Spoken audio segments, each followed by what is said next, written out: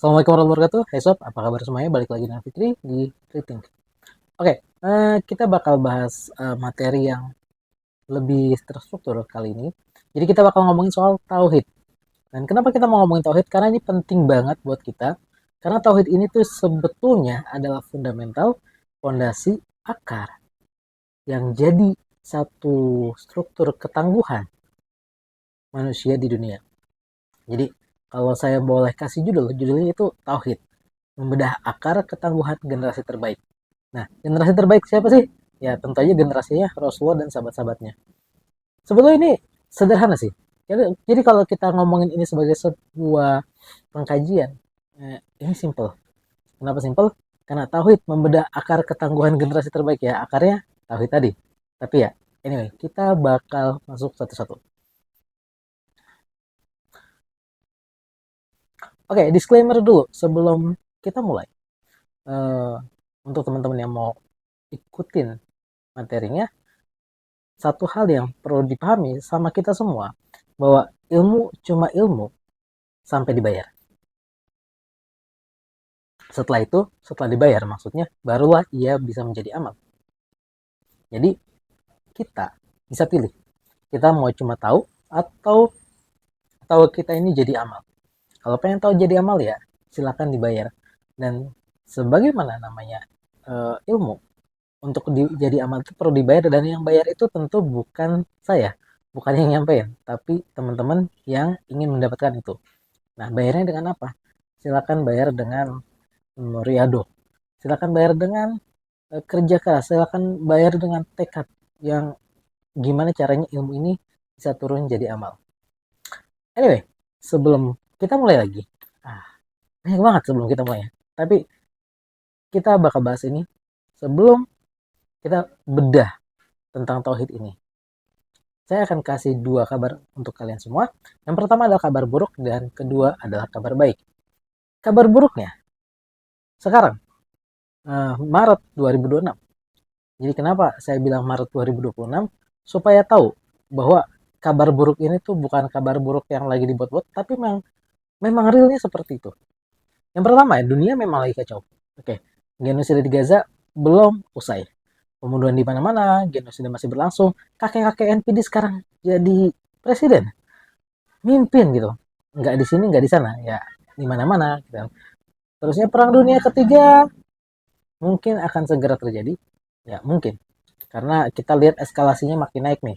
Semuanya makin banyak ngoceh. Kalau kemarin cuma veto-veto aja, kemarin cuma main di PBB aja, ngoceh-ngoceh aja, sekarang tuh udah mulai kelihatan. Kalau semuanya lagi unjuk gigi, nggak tahu gigi siapa yang diunjukin, tapi anyway, kemungkinan perang dunia akan akan tiba. Kerjaan makin susah, kecuali kamu ikut dapur MBG, keuangan berantakan, ya kecuali kamu ikut dapur MBG. Karena salah satu uh, keberhasilan dapur MBG adalah membuat karyawan-karyawannya atau bisa beli mobil. Terus yang paling buruk lagi, mungkin sebagian dari antara kamu belum nikah. Anyway, itulah kabar buruknya. Tapi saya juga punya kabar baik. Kalau kabar baiknya apa sih? Kabar baiknya apa? Nah, terlepas dengan semua masalah-masalah ini, yang tadi perang dunia, kakek-kakek NPD yang nyebelin itu, terus dapur-dapur yang uh, ngibul-ngibulin itu, yang KPI-nya apa, pencapaiannya itu nggak nyambung sama ke tujuan dibuatnya, ya, atau masalah-masalah di luar, masalah-masalah yang kita hadapi setiap hari. Kabar baiknya, semua masalah itu customize. Wah, kok customize? Gimana caranya? Ya, semua masalahnya customize, dan apapun yang terjadi dengan semua masalah itu, sudah pernah ada satu generasi yang menghadapi masalah-masalah seperti itu, yang ternyata mereka punya ketangguhan mental yang luar biasa banget. Kalau kalau bahasanya apa? Ajib gitu. Kenapa ajib? Kenapa ajaib banget? Karena gini. Jadi ada satu generasi terbaik ini punya satu kondisi jiwa yang tidak takut dan tidak sedih. Jadi kalau di Qur'annya di surah Al-Baqarah ayat 38, saya bacain aja artinya, ujungnya aja. Maka barang siapa mengikuti petunjukku, Allah, tidak ada rasa takut pada mereka dan mereka tidak bersedih hati. Nah, sampai sini sudah dapat anomalinya. Jadi ini aneh. Kenapa aneh? Karena gini loh, bayangin, dengan semua masalah tadi, pembunuhan di mana-mana, genosida masih berlangsung, kakek-kakek NPD masih mimpin di mana-mana, terusnya carut marut, keuangan susah, pekerjaan susah, kehidupan mungkin berantakan, kehidupan pribadi berantakan juga, tantangannya makin banyak. Tapi kok bisa nggak ada rasa takut dan tidak pula bersedih hati? Oh tapi bang, itu kan zaman dulu. Masalahnya mereka nggak sekompleks sekarang, nggak ada nuklir, nggak ada genosida, ya nggak juga, sama kok. Masalah mereka juga bisa jadi lebih kompleks dari kita. Karena sejelek-jeleknya masalah kita, kita tahu informasinya cepat. Ya, misal contoh, eh, ini lagi ada perang di Iran, gitu kan. Amerika joinan sama Israel, akhirnya mereka jujur-jujuran setelah selama ini selalu pura-pura, padahal kita juga tahu mereka pikir kita nggak lihat gitu. Akhirnya mereka jujur gandengan sama Amerika Israel ini nyerang Iran. Kita tahu detik itu, menit itu terjadi serangan, nggak nggak lama kita tahu. Jadi kita nggak telat tuh taunya. Kalau zaman dulu kan taunya telat. Ya, tapi kan dulu nggak ada tank, nggak ada ini. Iya, dimensinya nggak sama kayak dulu. Nggak kayak sekarang, nggak ada tank, nggak ada nuklir. Tapi gini loh, Rasulullah sama sahabatnya itu hidupnya di padang pasir. Di satu kabilah yang, ya sebetulnya kalau dibandingin peradaban-peradaban samping kanan kirinya itu nggak ada apa-apanya. Mekah, Arab itu dikelilingi sama peradaban-peradaban besar yang sudah punya teknologi lebih jauh lebih unggul. Ada Persia, ada Romawi, kan? Romawi Timur, Bizantium, itu kan peradabannya beda. Lihatin aja bangunannya. Konstantinopel, orang-orang itu yang mengikuti Rasulullah dengan risalahnya, sahabat-sahabat ini dengan segala macam carut marutnya, di boykot, disiksa, dijauhi, dimusuhi, diperangi, terusnya setelah itu selesai masih harus ngadepin uh, imperium yang ibaratnya orang kampung mau naklukin imperium gitu kan. Ya nggak kampung banget sih, kota, maka juga kota, tapi beda beda kelas. Aku bisa nggak takut dan nggak sedih hati. Nah, di sini yang menariknya. Kenapa jadi menarik? Karena gini, perbedaan mereka sama kita adalah di area iman. Area iman mereka tuh bukan lagi sekedar yakin, tapi menyaksikan.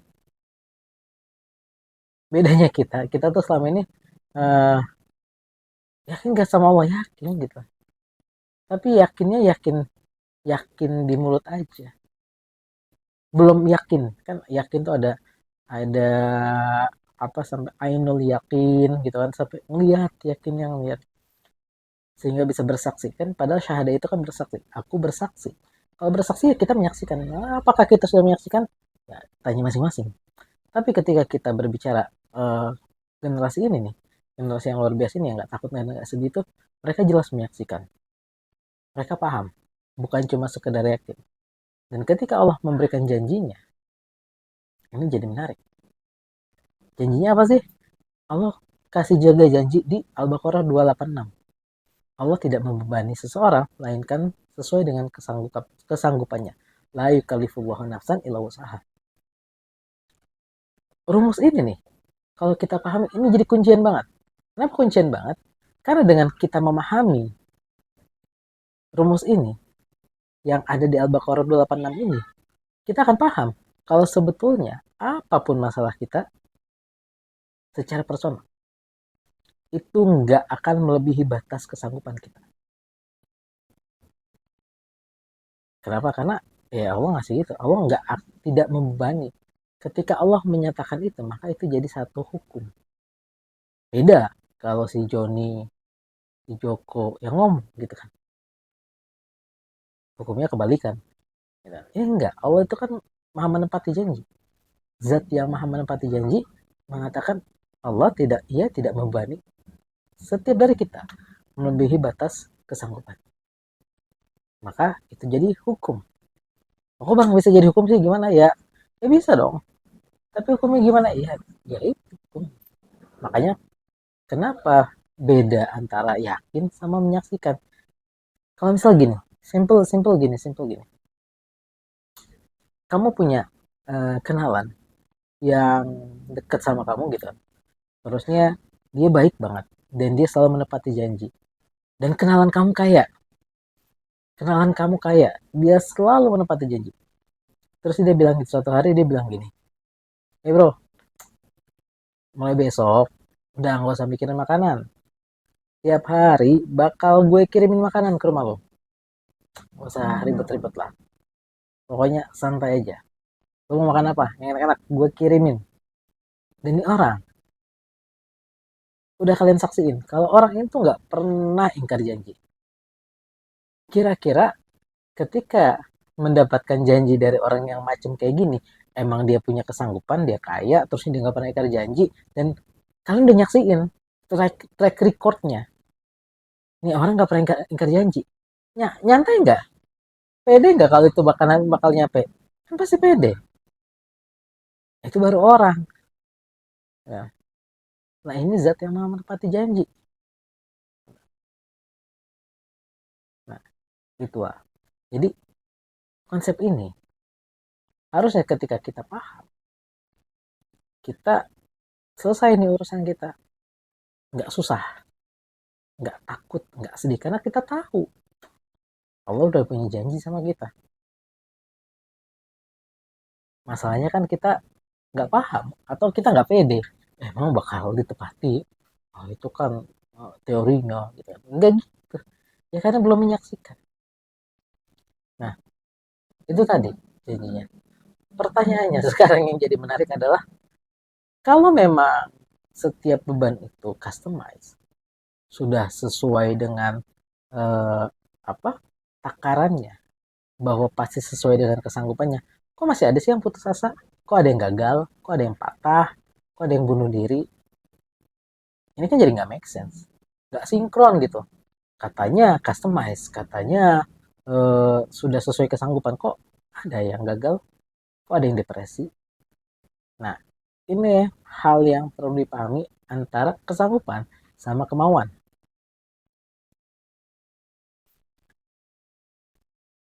Pernah dengar nggak binatang yang ditangkar gitu, penangkaran? Eh, Misal harimau.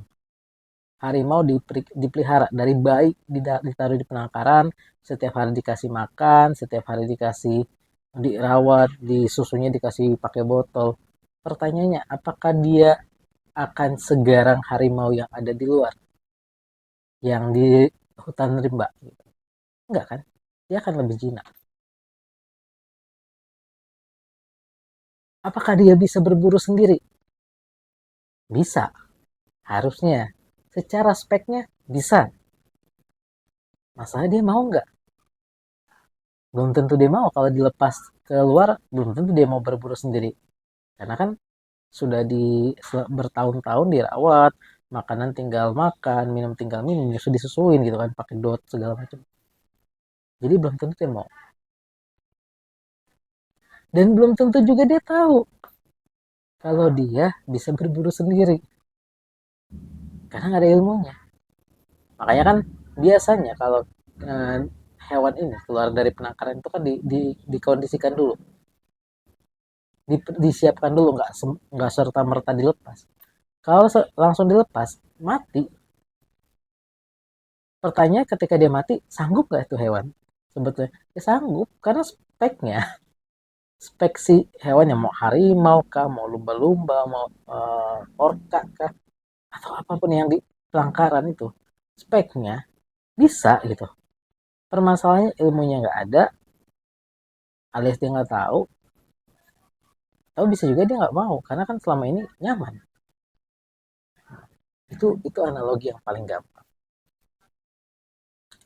Karena itu, ketika kita bicara tentang kita, gimana sih kita menghadapi ini? Katanya masalah itu tidak melebihi batas kesanggupan ya. Makanya itulah perlunya kita memahami ilmunya. Karena ilmu adalah kunci. Gitu kan. Tanpa ilmu ya kita akhirnya nggak tahu. Kalau ternyata kita sanggup. Bahkan boleh jadi kalian ketika dengerin video ini, mungkin ada di antara kalian yang nggak sadar kalau selama ini ternyata, oh, sebetulnya udah customize loh, udah ditakar loh. Cuma nggak tahu aja. Gitu kan.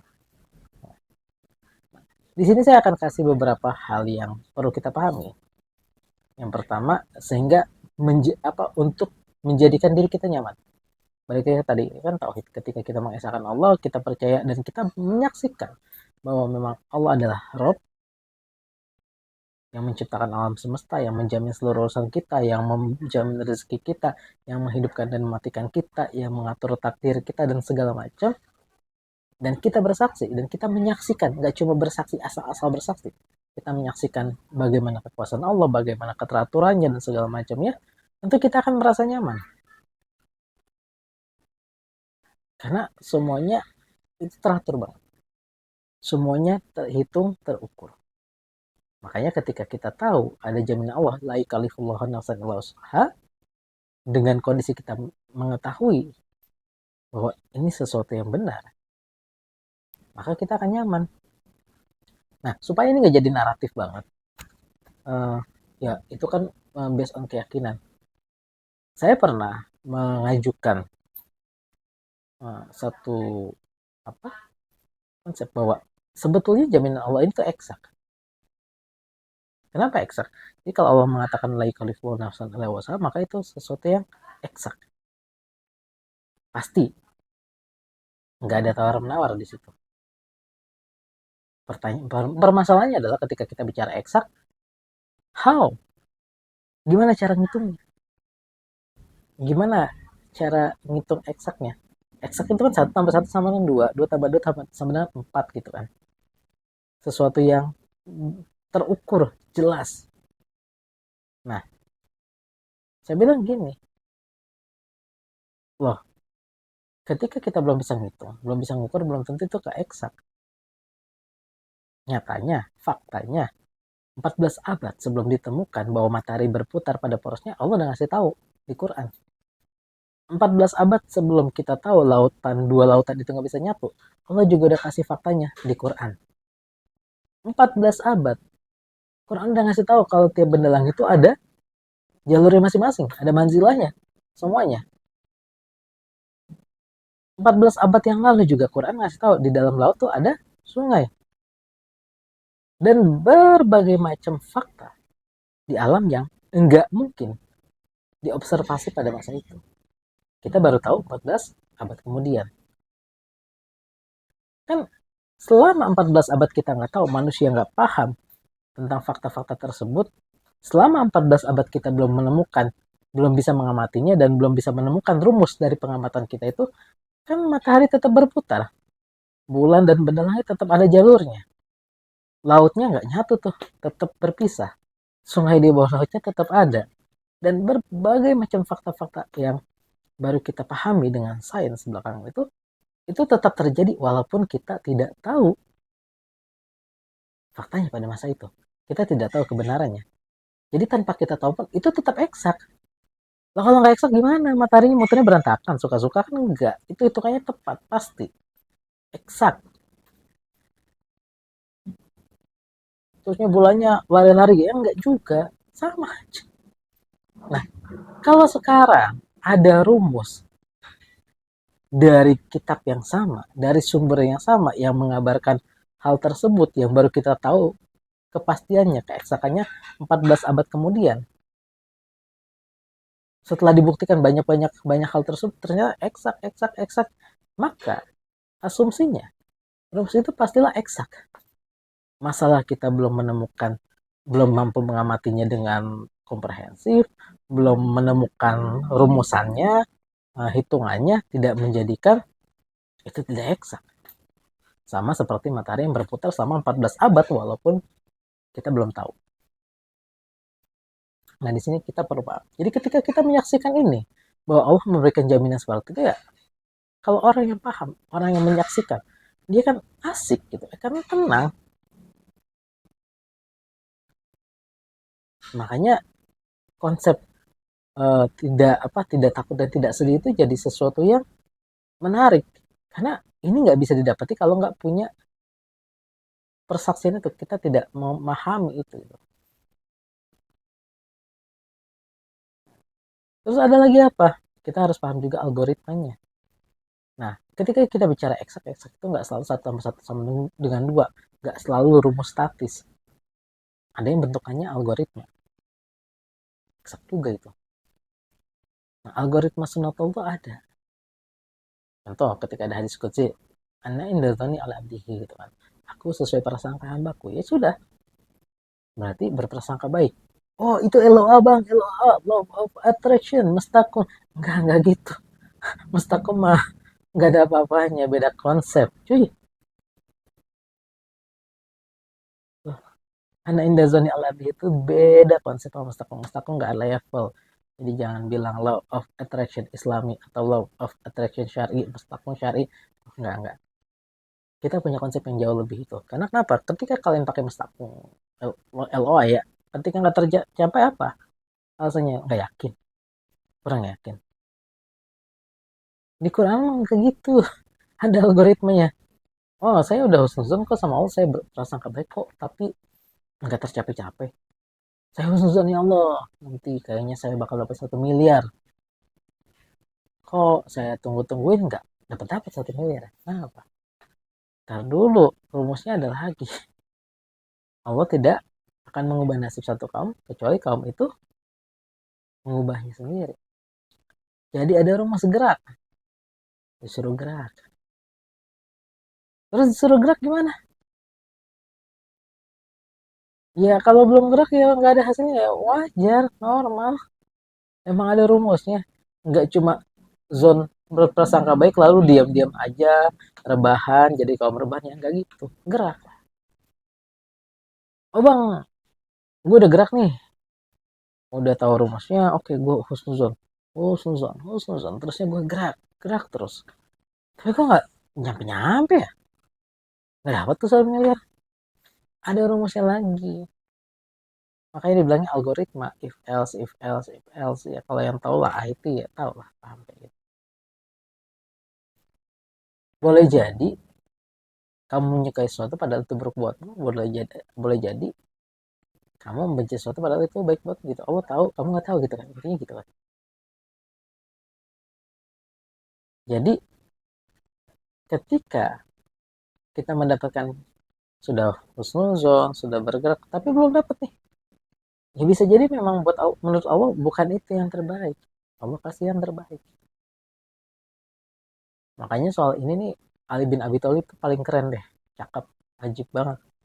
Saya pernah dapat kisahnya. Ali bin Abi Thalib itu punya satu kebiasaan unik, yang kalau beliau itu apa berdoa lalu dikabulkan, beliau sujud syukur. Tapi kalau beliau berdoa dan tidak dikabulkan, beliau sujud syukurnya 2 kali. Jadi dikabulkan sujud syukur sekali, kalau nggak dikabulin 2 kali. Ini kan unik, aneh, tapi menarik. Tapi ditanya sama sahabat yang lain, kok gitu, kok ini konsepnya gimana? Bahasa kalau bilang, cuy konsepnya gimana ini? Kok lu kan minta iya, lu sujud. Kan lu minta nggak dikasih, kenapa lu sujudnya malah 2 kali gitu? Kalau waktu itu Ali bin Abi Thalib cuma punya jawaban sederhana. Ketika aku berdoa, Allah mengabulkan, aku bersujud karena Allah mengabulkan doaku. Ketika aku berdoa, Allah tidak mengabulkan, aku bersujud 2 kali karena Allah memilihkan untukku. Apa yang Allah pilihkan lebih aku sukai daripada apa yang aku inginkan. Jadi karena Ali tahu, ketika Allah pilihkan itu pilihan yang terbaik. Jadi ketika paham konsep ini, orang-orang yang paham konsep ini tuh asik, atau tapi ya gimana? Gimana nggak anteng coba? Bingung kan? Susah untuk nggak anteng dalam kondisi kayak gitu ya. Baik, tapi nggak stres. Emang pasti stres. Stres mah wajib ada. Manusia hidup tuh harus ada stresnya gitu. Tapi kan stres itu bukan berarti tidak punya ketenangan. Stres itu tidak berarti jadi putus asa, tidak jadi patah. Stres itu butuh. Kalau nggak ada stres kita nggak bisa berkembang. Manusia butuh stres. Jangan salah. Terus kalau kayak gitu gimana dong ya? Ya nggak gimana-gimana. Makanya paham dulu. Kita harus paham nih konsep baik itu apa. Jangan baik tuh kita tuh masalah kita tuh suka gitu. Kita baik itu menurutnya kalau sesuai dengan keinginan kita baik, kalau nggak sesuai nggak baik gitu. Ya Allah baik itu kalau aku punya rumah besar gitu kan, aku punya mobil bagus, mobil mewah, aku punya istri 9 misalkan, istri 10, istri 11, ya whatever. Aku punya anak buah di mana-mana, aku punya jabatan yang tinggi, itu kan baik, itu nggak standar, itu tuh bukan baik gitu, itu tuh pengen-pengennya kita aja. Jadi itu yang harus kita pahami, dan algoritma ini terus ada gitu, itu jadi satu framework yang sebetulnya kalau kita paham kita tuh enak, hidup kita enak. Kenapa enak? Karena memang ya sudah, Allah sudah jamin semuanya. Nah kalau ini agak iklan dikit, ini iklan dikit, ya kalau mau baca baca aja, kalau nggak juga nggak apa-apa sih.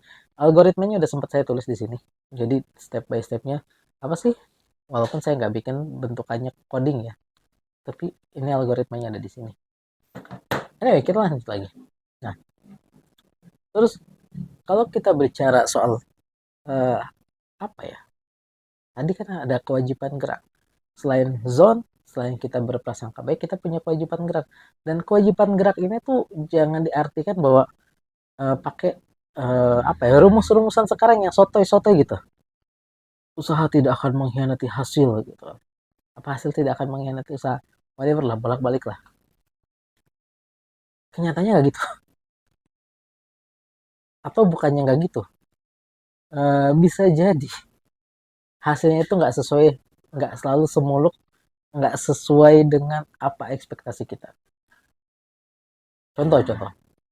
Saya kasih satu contoh framework hasil dan gerak usaha yang diabadikan dalam tata cara ibadah kita, yaitu sa'i. Sa'i ini menarik. Kenapa? Sa'i itu kan kita lakukan setiap untuk orang yang umroh atau orang haji, itu ada kewajiban sa'i. Sa'i jadi rukun. Tapi sa'i tahalul. Kalau nggak sa'i nggak sah gitu kan. Nah, sa'i itu apa sih? Lari-lari kecil antara Safa dan Marwah, dua bukit kecil di Mekah dekat Ka'bah. Lari-lari kecil antara Safa, Marwah 7 kali. Fungsinya apa? Itu tuh untuk syiar, mengingatkan kita pada satu kejadian ketika waktu itu belum ada di kota Mekahnya. Saat itu Nabi Ibrahim meninggalkan Hajar dan Ismail, masih bayi di situ, atas perintah Allah. Pada kondisi itu ketika ditinggalkan ya Hajar ketika tahu itu perintah Allah ya, ya sudah, ridho aja. Susah nggak? Ya susah, stres pasti ada. Tapi karena paham bahwa ini Allah yang nyuruh, Allah itu tidak akan menelantarkan hambanya. Allah itu zat yang maha adil. Maka ketika kita paham bahwa Allah maha adil, kita saat itu harusnya nyaman. Karena kita nggak akan pernah dizolimi. Nah, pada saat terjadi kondisi kayak gitu, Hajar ini sampai pada satu titik yang perbekalannya habis, minuman habis, kehausan. Kalau kehausan ya dehidrasi. Dehidrasi lagi menyusui, kira-kira susunya keluar nggak? Ya enggak. Jadi ini ibu dan anak, Hajar dan Ismail, bayi yang masih bayi waktu itu, kehausan dan nggak ada air. Maka apa yang dilakukan? Usaha dong, desperate dong. Karena kalau ini urusannya hidup dan mati. Maka Hajar melihat satu bukit yang sekarang kita kenal dengan nama Bukit Sofa, larilah ke situ. Cek ada air nggak? Ada yang bilang eh, beliau seakan-akan melihat air di situ, Fata Morgana, gitu kan.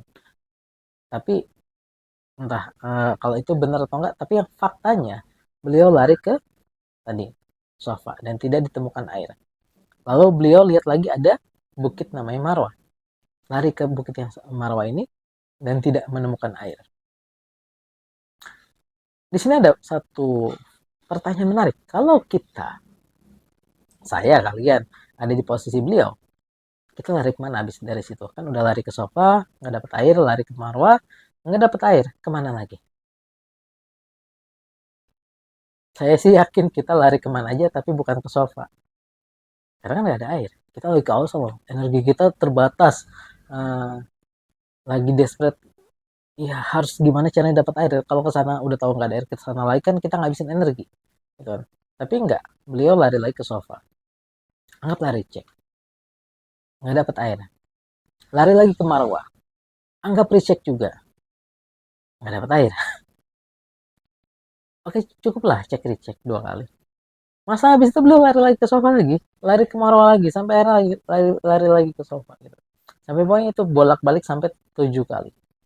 Nah setelah 7 kali bolak-balik, ya entahlah, pokoknya ada yang bilang itu karena ada Fata Morgana, tapi kan masa sih ketipu Fata Morgana sampai 3 kali.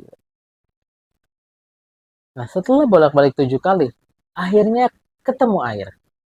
Yang lucunya, airnya itu nggak ketemu di sofa, nggak ketemu di marwah, tapi di tempat anaknya, di tempat Ismail. Keluar air yang memancar, yang akhirnya kita kenal dengan Zamzam, sumber Zamzam, Zamzam gitu, kumpul kumpul kumpul. Nah, dan ini air masih kita nikmati sampai detik ini. Nah, di sini kita paham kalau kalau orang-orang yang jeli akan melihat bahwa ada hal yang aneh karena nggak ada korelasinya antara gerak sama hasil.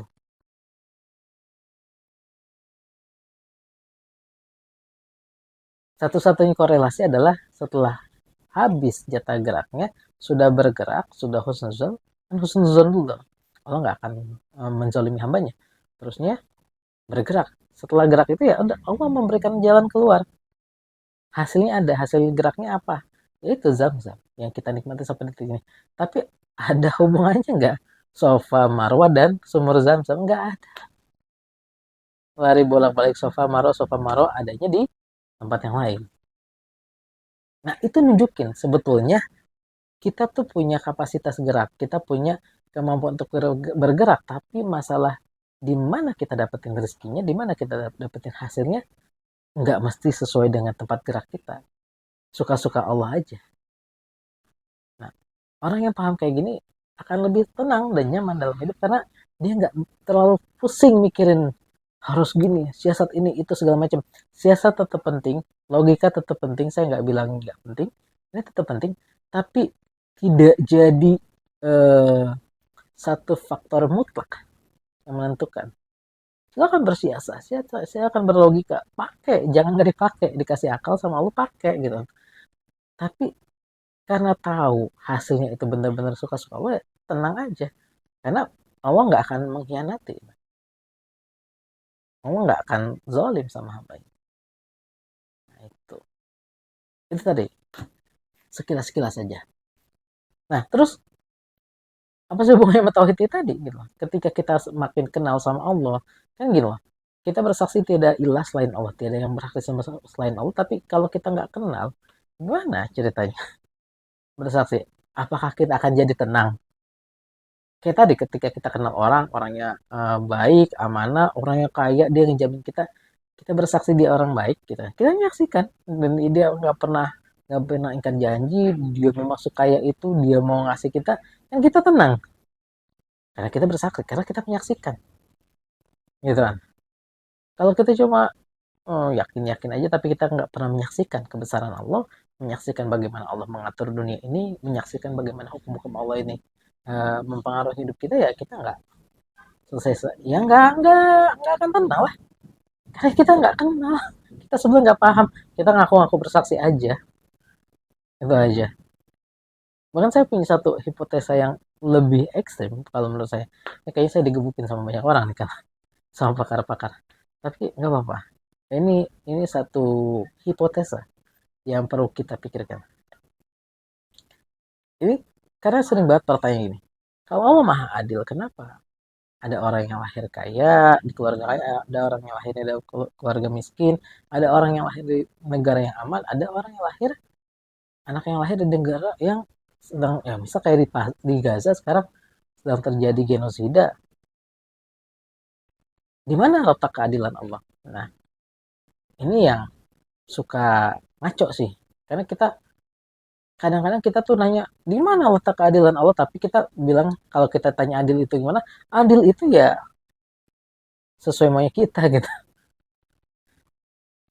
Jadi sebetulnya ketika kita membaca Quran, kita memahami eh, bagaimana risalah ini ada, kita akan menemukan keadilan itu ada justru di situ. Karena kenapa? Karena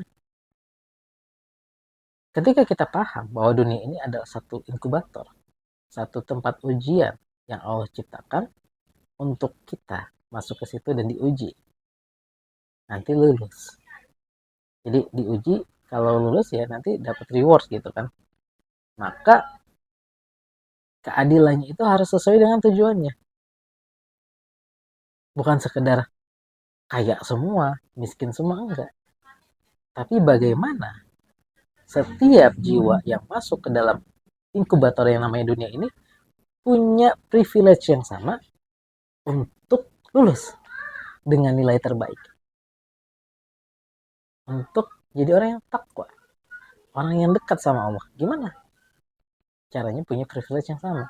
Dan ternyata Allah ngasih gitu. Privilege yang dikasih untuk orang-orang yang kaya dan orang-orang miskin beda. Privilege yang dikasih untuk orang-orang yang hidupnya di dunia di area yang nyaman-nyaman aja sama orang-orang yang hidup di area yang memang eh, penuh ujian, genosida dan contohnya seperti itu privilege-nya beda.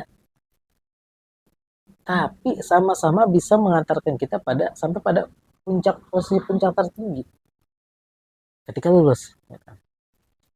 Tinggal manfaatnya gimana? Misal orang kaya dengan sedekahnya, dengan banyak berbuat kebaikannya, dengan harta yang dititipi, orang miskin dengan kesabarannya. Karena kesabaran itu punya nilai. Hasbi Allah wakil itu berat gitu. Maka ketika kita memahami ini, kita akan memahami bahwa ternyata Allah tuh seadil itu. Kita nggak akan lagi berbicara Tuhan tidak adil gitu kan. Itu hanya siapa itu yang tidak adil? Allah Maha adil. Tapi nah, ini kenapa saya bilang kayaknya saya dijitak nanti. Ketika berbicara tentang keadilan Allah, akhirnya kita akan masuk sampai pada satu pertanyaan yang agak filosofis. Gimana dengan luka pengasuhan? Gimana dengan traumatis? Kalau saya sederhana, kalau kita bicara luka pengasuhan di luar trauma yang normal ya, luka pengasuhan. Luka pengasuhan itu didapatnya kapan sih? Pas anak-anak ini, pas anak-anak atau sudah dewasa? Pas anak-anak kan. Anak-anak ini sudah balik belum? Belum. Iya. Dosanya apa? Nggak ada. Oh dia dapat luka? Oh nggak adil loh. Oh zalim itu. Ya nggak mungkin. Karena Allah maha adil. Dan ketika kita memahami keadilan Allah, kita akan lihat sebetulnya ada sesuatu rahasia tersembunyi di balik luka pengasuhan ini. Faktanya, ketika seseorang mendapatkan luka, mendapatkan satu ujian, stress test, sebetulnya ketika ia mampu melampaui itu, mampu melampaui ujian-ujian itu, dia akan jadi orang yang lebih baik, yang levelnya beda, yang naik level. Jadi seakan-akan dengan keadilan Allah, Allah tuh memberikan kita begitu banyak luka buat ngangkat kita. Ah itu mah ngarang-ngarang aja lu bang. Ya nggak gitu. Kenyataannya gitu. Tapi kan itu luka. Iya luka. Ya emang lu ngapain ke gym sekarang? Orang-orang pada ke gym ngapain sih bayar mahal-mahal, datang seminggu 2 kali, 3 kali eh buat melukai ototnya masing-masing. Itu kan. Ke gym ngapain sih? Melukain otot. Melukain otot, terusnya abis dilukain, habis itu dikasih istirahat biar dia recovery, dia tumbuh jadi lebih kuat. Habis itu datang ke gym lagi, dilukain lagi. Kalau kalau lu pada nggak setuju sama konsep bahwa luka itu eh, bisa membuat kita jadi lebih tangguh, lebih tough, ya jangan ke gym. Ngapain bayar mahal-mahal? Ke gym tuh ya gitu. Konsepnya melukai diri sendiri. Enggak kan ke gym itu ngelatih otot.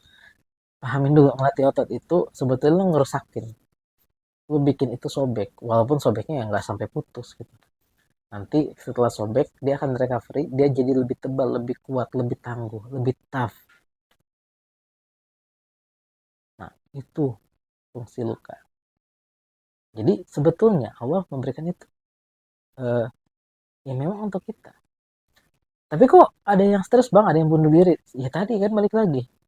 Masalahnya ilmunya nyampe nggak? Mau belajar nggak? Karena kalaupun ilmunya nyampe, dia nggak mau belajar, dia denial ya sama aja, nggak nyampe-nyampe juga. Ditolak gitu kan. Jadi sebenarnya luka itu punya fungsi.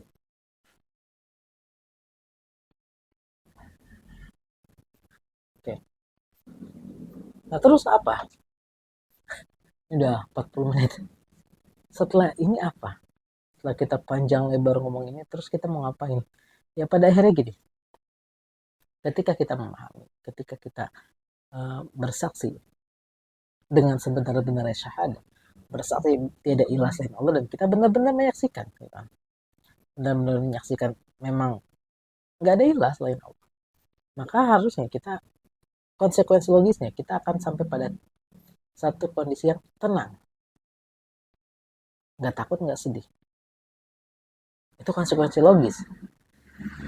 Stres gimana? Ya stres mah tetap, luka mah luka, ya tetap aja. Terus kalau ada luka, ya jadi lebih baik ya. Kalau misal dimanfaatkan jadi modal ya, bisa jadi lebih baik. Banyak kok di antara kita yang mungkin dulu pernah punya trauma masa kecil, ketika kita bisa melampaui itu, kita jadi orang yang punya ketangguhan lebih dalam sisi itu gitu kan. Ah itu mah survival bias bang. Ya terserah sih. Lu mau pakai survival bias, atau lu mau pakai victim bias. Kita mau pakai bias survivor atau bias victim gitu kan. Kan sebenarnya bias aja. Kalau bahasanya bias itu kan subjektif tiap orang gitu kan. Akhirnya orang-orang yang merasa selama ini terluka, susah, putus asa, ya kan itu juga punya punya punya tingkatan bias. Mau pakai yang mana? Kenyataannya ada yang survive, tapi mau jadi nggak survive ya itu mah pilihan. Ya, nah, pada akhirnya tadi balik lagi, ketika kita memahami dan kita menyaksikan bagaimana Allah mengatur kehidupan ini, dan kita benar-benar menyaksikan, maka mau nggak mau kita akan sampai pada titik yang tenang, nyaman. Susah ya, pasti adalah susahnya, tapi susahnya itu tuh nggak yang susah yang gimana ya, karena susahnya itu tetap dengan tadi balik lagi kepada jaminan. Oh iya kan Allah jamin, kayak gitu. Nah jadi itu akhirnya. Kalau diterusin panjang banget, jadi kita akhir sampai sini aja. Nanti kita kita bakal bahas pelan-pelan, dikit-dikit. Nanti kita patch up lagi. Tapi pada akhirnya, untuk kita semua yang uh, lagi dalam kondisi yang bermasalah, punya masalah besar, atau ya udah kita lagi ngadepin dunia yang carut marut dengan segala macamnya, tenang aja. Semuanya itu customize. Allah tidak membebani kita melebihi batas kemampuan kita. Tetap semangat, tetap gerak dengan sabar dalam riuh ataupun senyap. Jangan stop, jangan pernah berhenti, terus aja jalan. Sampai-sampai kita tuh nggak sadar, tahu-tahu kaki kita udah menjejak di surga, dan malaikat semua nyambut sambil bilang, Assalamualaikum bima sobar, keselamatan bagimu atas kesabaran. Maka alangkah baiknya tempat kesudahan itu. Surat Ar-Ra'd ayat 24. So, ya, mudah-mudahan apa yang kita obrolin selama 40 menitan ini jadi sesuatu yang uh, bisa membantu meringankan segala beban-beban yang lagi ganggu. Karena ketika kita memahami bahwa ternyata beban-beban itu sudah diukur dan pasti bisa kita angkat, tentu akan beda ketika dengan kita merasanya bahwa itu adalah sesuatu yang sangat besar dan tidak bisa kita angkat. Apalagi kemampuan mengangkatnya itu sudah dijamin oleh Zat yang Maha mengetahui zat yang menciptakan alam semesta. Itu dulu, saya pikir undur diri. Mudah-mudahan bermanfaat. Assalamualaikum warahmatullahi wabarakatuh.